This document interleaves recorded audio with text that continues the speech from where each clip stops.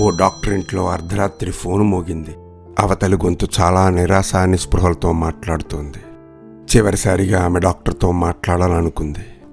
ఆ రోజు రాత్రి ఆమె తన జీవితాన్ని ముగించుకోవాలనుకుంది. వారిద్దరి మధ్య 30 నిమిషాల సంభాషణ జరిగింది.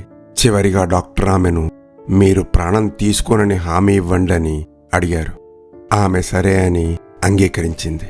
తర్వాత రోజు పొద్దున్న వాళ్ళు కలిశారు. డాక్టర్ ఆమెను మీరు జీవించడానికి ఏ కారణం అయి ఉంటుందని అడిగారు. ఆమె సమాధానం చాలా సరళంగా ఉంది. ఆమె చెప్పింది వినడానికి డాక్టర్ చూపించిన శ్రద్ధ ఆమెకి నచ్చిందని చెప్పింది. ఆ 30 నిమిషాల ఫోన్ కాల్లో డాక్టర్ కేవలం ఆమె చెప్పింది విన్నాడు. ఒక్క ముక్క మాట్లాడలేదు. సాధారణంగా మనం ఆలోచిస్తాం, ఎదుటివాడి బాధను వింటే మనకేమొస్తుంది అని.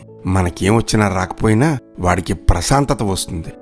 ఎదుటి వ్యక్తి బాధను వినడం ఓ గొప్ప సంస్కారం. ఎదుటివారి బాధను వినడానికి సిద్ధంగా ఉన్న ప్రపంచం ఆమెకు జీవించడానికి విలువైన ప్రపంచంగా కనిపించింది. ఇతరుల బాధలను వినడం ఓ అర్థాన్ని కోరుకునే సంకల్పం. ఇంతకీ డాక్టర్ పేరు చెప్పలేదు కదూ, విక్టర్ ఫ్రాంకిల్.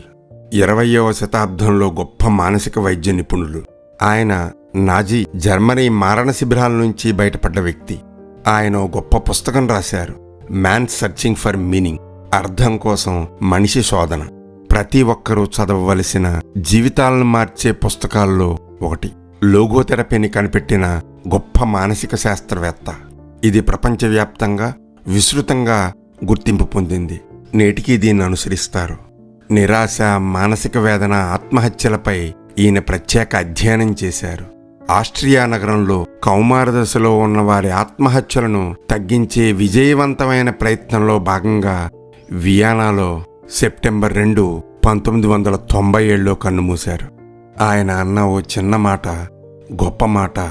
కష్టాల్లో ఉన్న వారికి మనం ఇచ్చే గొప్ప బహుమతి వినడం.